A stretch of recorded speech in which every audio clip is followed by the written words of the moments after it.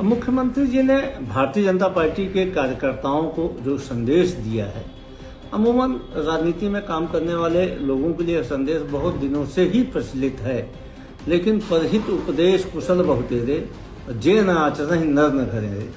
मुख्यमंत्री जी के आसपास उनके मंत्रिमंडल में कितने ऐसे लोग हैं जो कार्यकर्ताओं से शांतचित्त में बात करते हैं? कितने ऐसे उनके मंत्री हैं जिनके दिमाग में बर्फ जमा हुआ है, जो ठंडे दिमाग से जनता की बात सुनते हैं? सारे के सारे तो तुनक मिजाजी हैं।